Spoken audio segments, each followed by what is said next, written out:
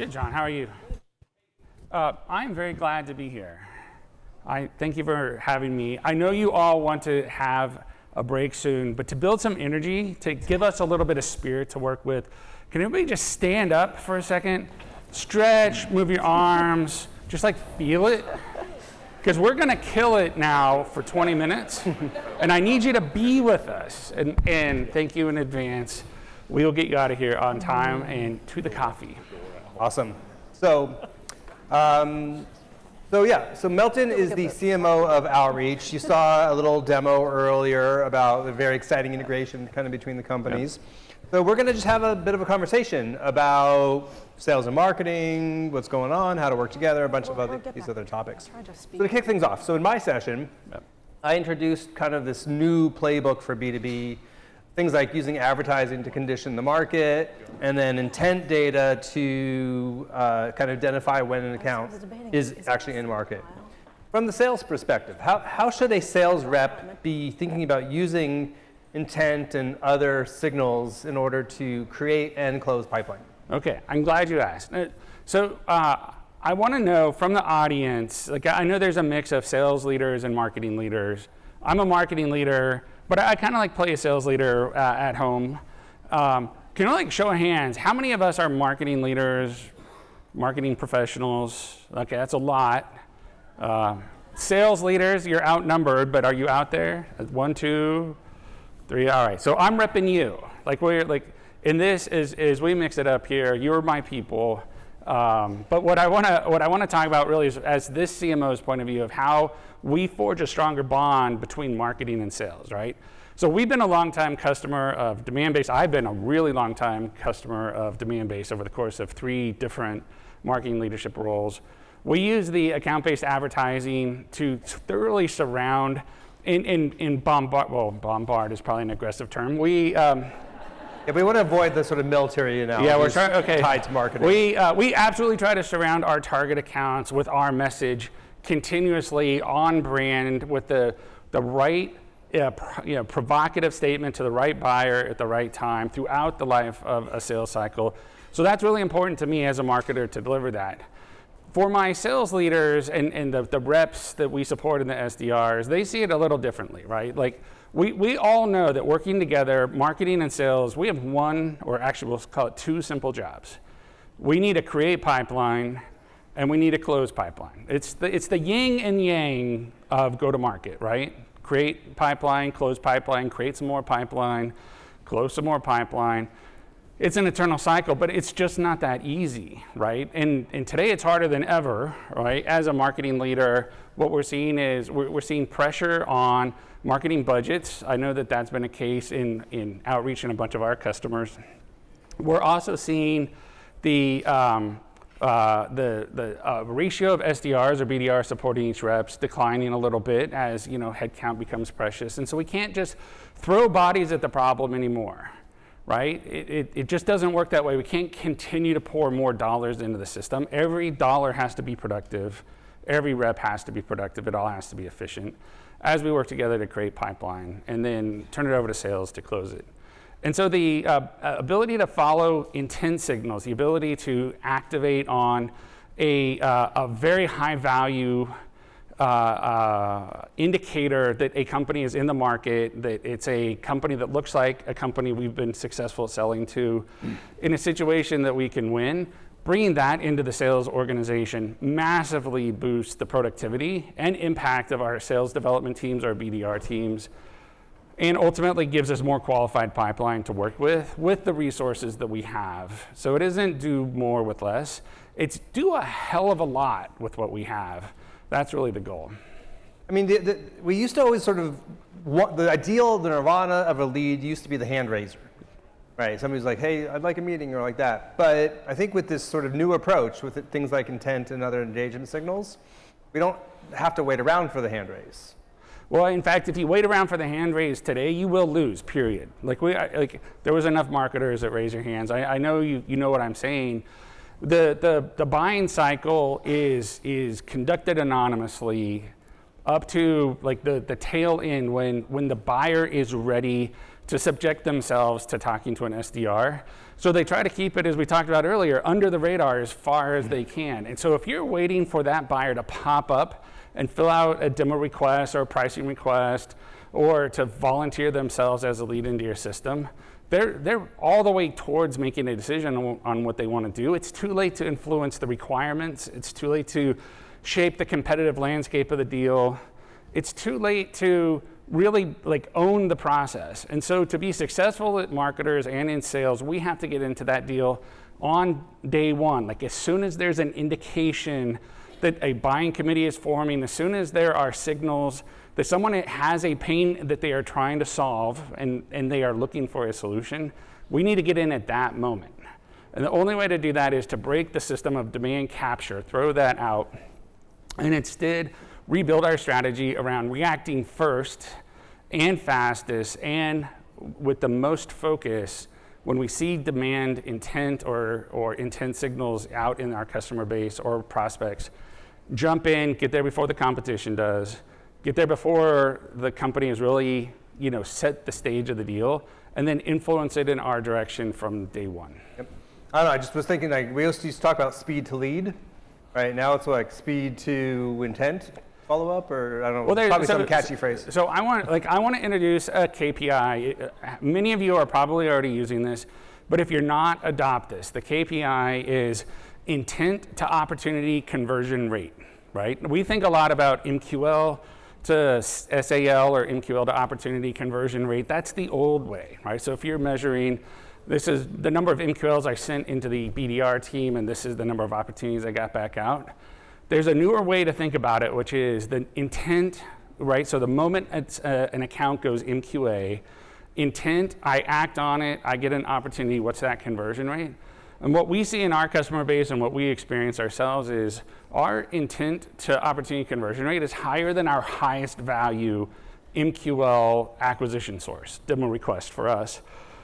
But to have something like demo request has always been the gold standard, right? It's always been the thing that no matter what, you act on that in 5 minutes. When the lead comes in, you act thoroughly, you act fast, you never let it go.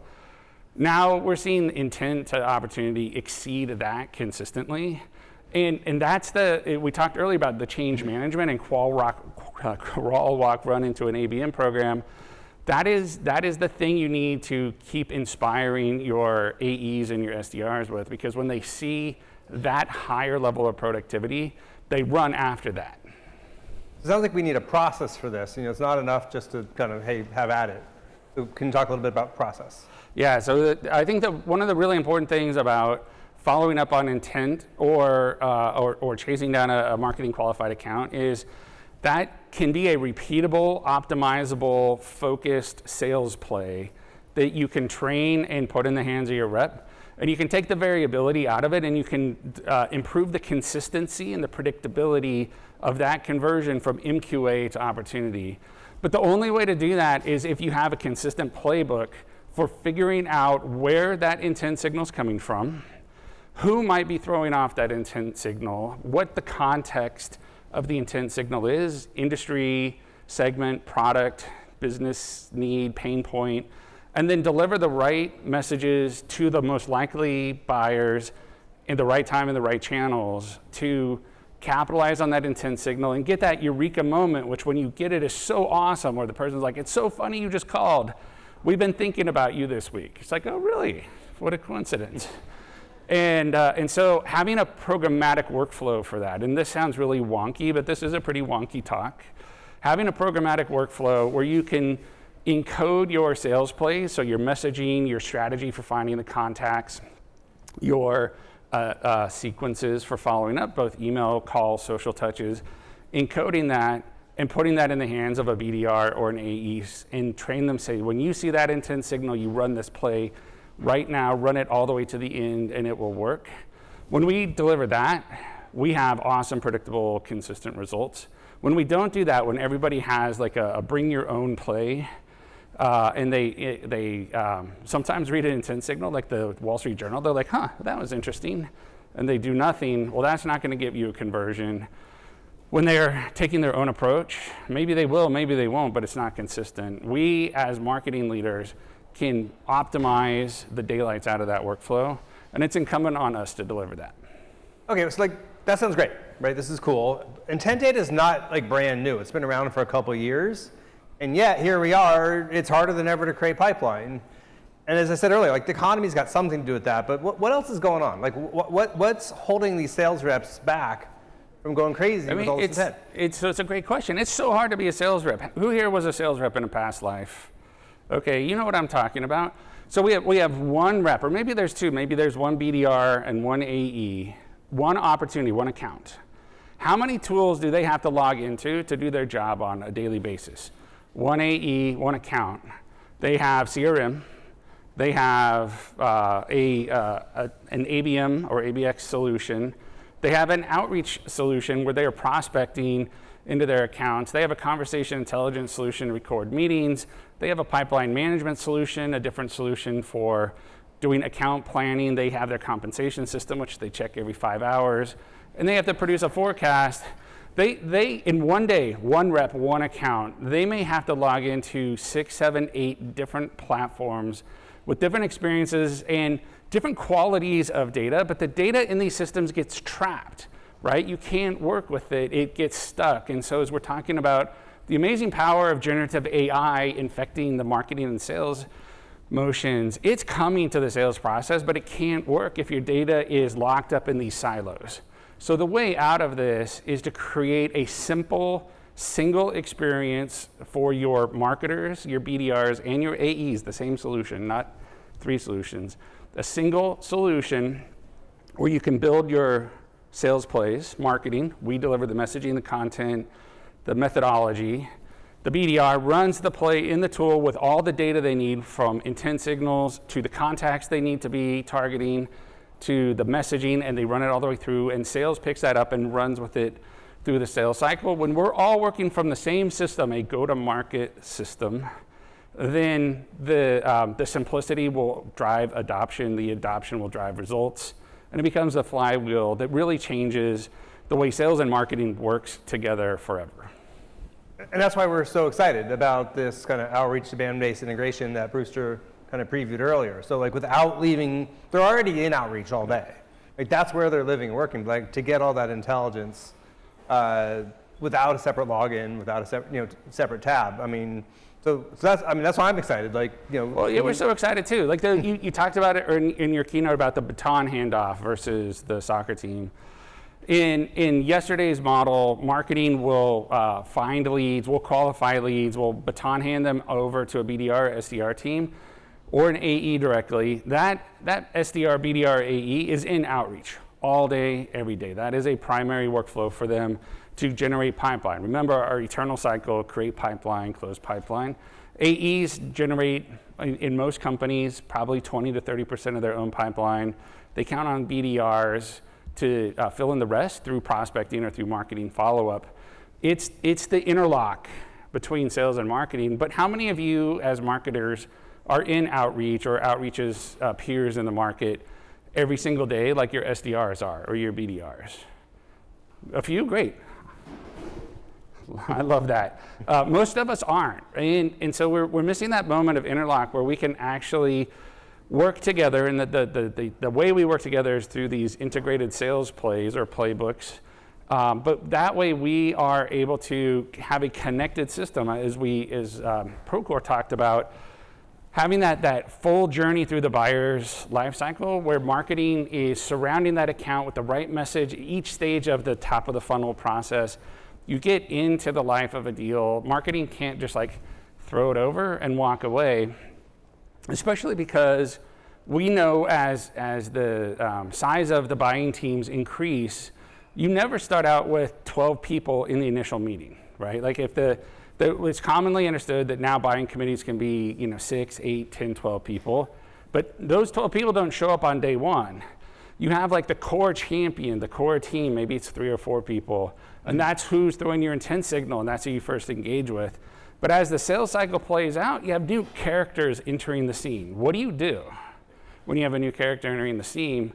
That character has a background, right? And so you can see their engagement. You can see how the new teams forming the buying committee actually explode the level of engagement and interest. but you need to be able to seamlessly bring them into the deal so that they get on board and move it forward versus get in the way and become disruptive. So marketing needs to be there from intent signal, day one of the new project, all the way through the 12th member of the buying committee coming on board and being a player to help get the deal done versus an obstacle to completion.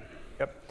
It's funny, I was reading some research about kind of buying committees. When you ask marketers, to name the members of the buying committee, they tend to give you 3, 4, like that kind of number, which are the personas that they're used to talking to kind of all the time, right? You ask a salesperson, you tend to get 6 to 8, kind of like, because that's who shows up to their meetings.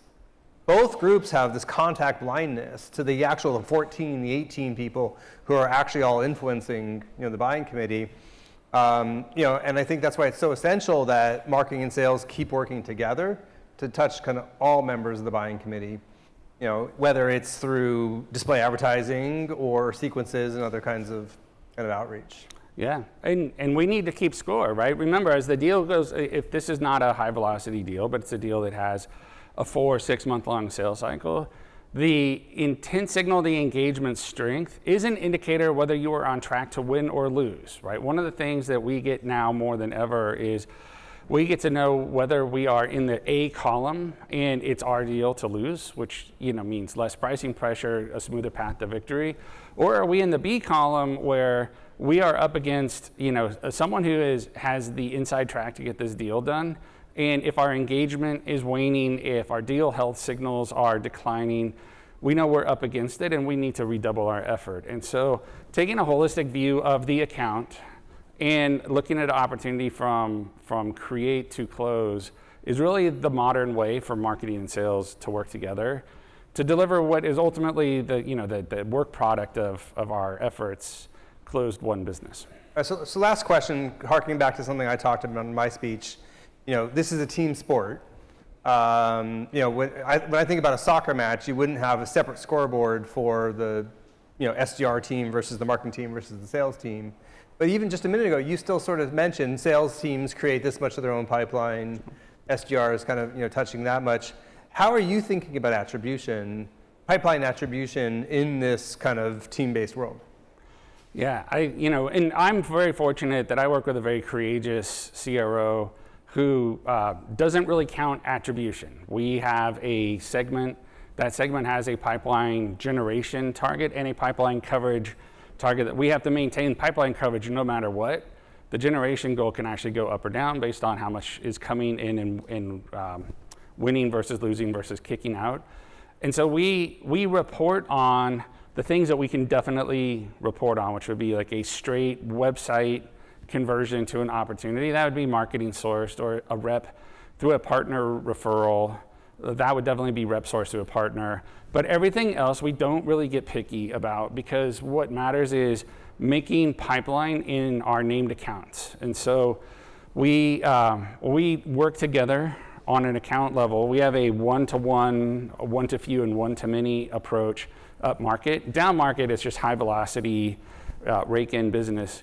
But the way that we keep score is every named account has a pipeline goal, which is a pipeline coverage goal. It's a new pipeline generation. It's a closed one on an account by account level. We focus there, and that brings all of marketing and sales together. So we take a team selling approach. We have field marketers that are absolutely dedicated to our top named accounts. We put a lot of our budget behind those, as was talked about earlier. We have scale programs for the mid-market, but where we have SDR ratios, and then down market, we just have a demand generation, demand capture program. We count success as a sales team or as a go-to-market team, and we don't pick apart the internals from there. Great. Listen, I would love to talk go-to-market with you kind of for much longer, but we do have to get to a break. Yep. I did want to just point out to anybody who is interested in exploring the integration between Outreach and Demandbase, if you'd like to be part of the beta program, you can register at demandbase.com/outreach and fill out, and we'll, the account team's can kind of get back to you, because we're very excited about this. Hope we are too. Your reps will love you for that. Yes. All right. Thank you very much. We appreciate it. Thank you, Melton. Appreciate it.